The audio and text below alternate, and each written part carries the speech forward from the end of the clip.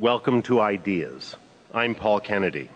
Tonight we're in Halifax, Nova Scotia on this year's national tour of the 2004 Massey Lectures. We're in the Alumni Theatre on the campus of King's College with a standing room only audience here tonight to listen to Ronald Wright give the fourth of this year's Massey Lectures, called A Short History of Progress. Tonight, Pyramid Schemes, the fourth of the 2004 Massey Lectures. Here's Ronald Wright. Thank you very much. Tonight, in the fourth hour, or rather than say what I'm going to say, I will just start reading it. The title of this lecture is Pyramid Schemes. In the forests of Yucatan and Belize dwells a lovely but sinister temptress, whom the Maya call the Shtabai. She's seen by lone hunters who have spent too long in the bush, and she drives them mad with lust. They glimpse her through the leaves and cannot help but follow, oblivious as the twilight thickens. They go on following, getting so close they can smell the Shtabai's wild scent and feel the delicious flick of her long hair. When they wake up, if they wake up, for many of them are never seen again, they do so cut and bleeding with their breeches down, completely lost. Sex, food, wealth, power, prestige. They lure us onward, make us progress. And to these we can add progress itself, in its modern meaning of material things getting better and better, an idea that arose with the Industrial Revolution and became its great article of faith. The two ancient societies whose careers I've outlined so far, Easter Island and Sumer, probably had no such notion of progress, yet they were seduced and ruined by their own desires all the same, following a promise of more and more that left them starving in a wasteland of their making. But how typical were they of civilizations as a whole? Is civilization inherently maladaptive, an experiment doomed by its own dynamics? Ruins all over the earth seem to say so. Yet the presence of modern civilization everywhere seems to contradict the past. Is ours the exception that has tamed the Shtabai and will live with her happily ever after?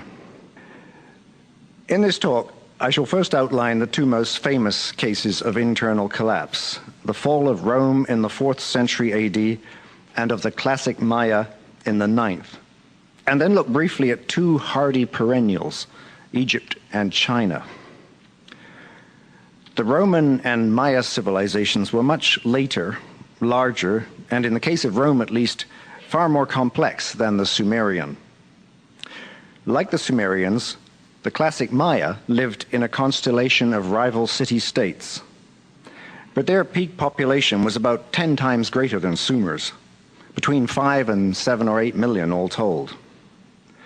The Roman Empire at its height ruled some 50 million people, a quarter of the human race at that time. The Maya and Romans had no connection with each other. They arose at similar times, but in separate social laboratories, the New World and the Old.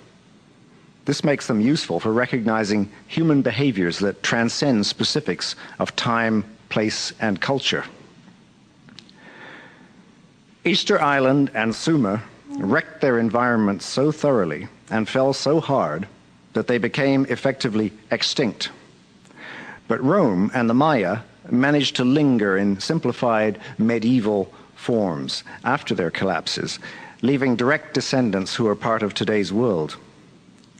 Rome's heirs were the Byzantine Empire and the European nations who speak modern dialects of Latin.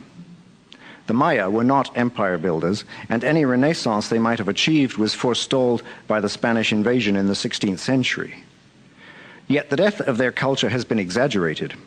8 million people speak Mayan languages today, roughly the same number as in the classic period, and many of them practice distinctly Maya forms of social organization, belief, art, and calendrical astrology. In my dystopian novel, A Scientific Romance, a character calls civilization a pyramid scheme. And a few years later, I used the phrase for the title of an article that became the seed of these lectures. A pyramid of stone or brick, which may also take the shape of colossal statues, tombs, office towers, missile silos, is the outward and visible sign of a human social pyramid.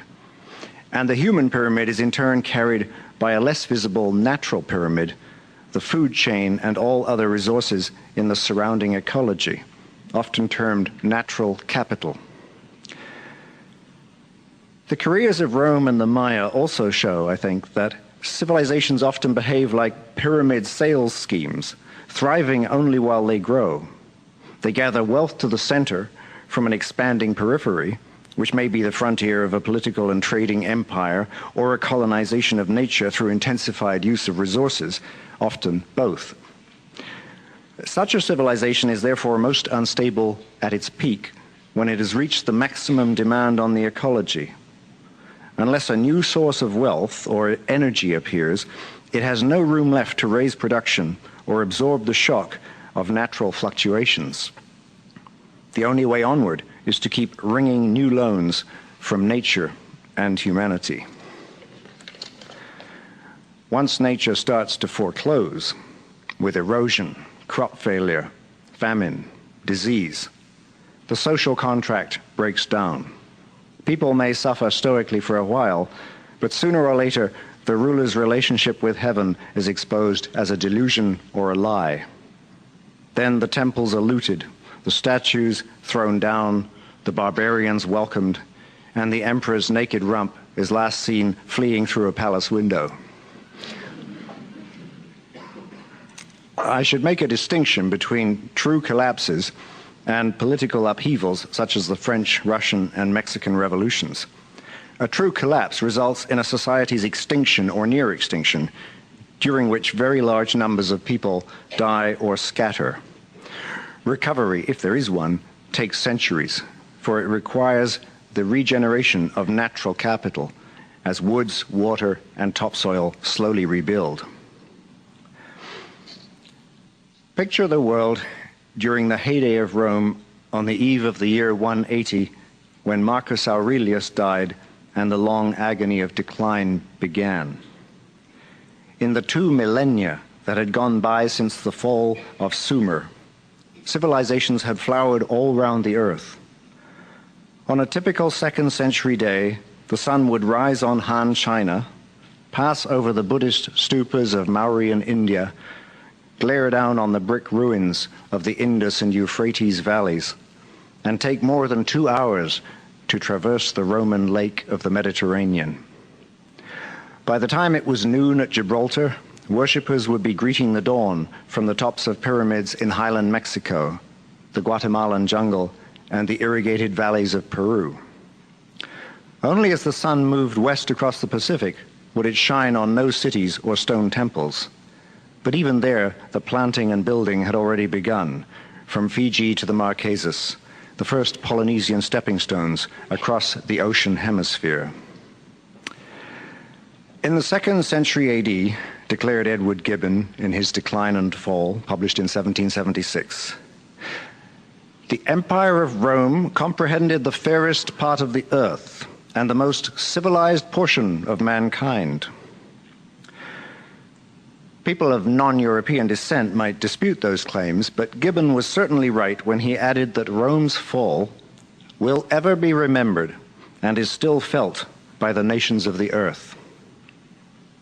All Europe's empires and neo-Europes, such as the United States, tried to mold themselves on imagined classical ideals, though the real Rome was hardly the imperium of order and clean marble suggested by its surviving architecture.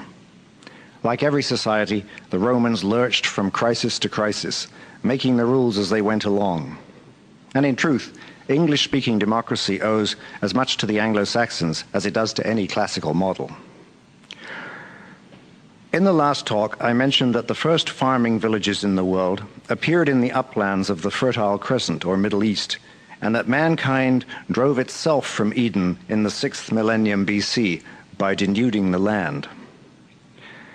Thousands of years later, the sad story was replayed in the Mediterranean basin, especially in hilly terrain once thickly covered by old-growth forests, an ecosystem of which hardly a trace survives today. Once again, the principal villains across Greece, southern Italy, southern France, and Spain were timber felling, burning, and goats. Woodlands can withstand a certain level of burning and felling, but if too many grazing animals are present, the seedlings get eaten, and the standing trees die of old age. Wild grazers are thinned out by predators, including humans, but herders often keep so many animals that grazing pressure is relentless. In times of high population and rural poverty, grazing is often followed by the tilling of hillsides, hoes or plows delivering the final blow to whatever soil remains, a common sight in the so-called developing world today. Early in the 6th century BC, the Athenians became alarmed by deforestation. Greek city populations were growing quickly at that time. Most of the timber was already cut, and the poor were farming goat-stripped hills with disastrous results. Unlike the Sumerians, who may have been unaware of the destruction caused by their irrigation methods until it was too late, the Greeks understood what was happening and tried to do something.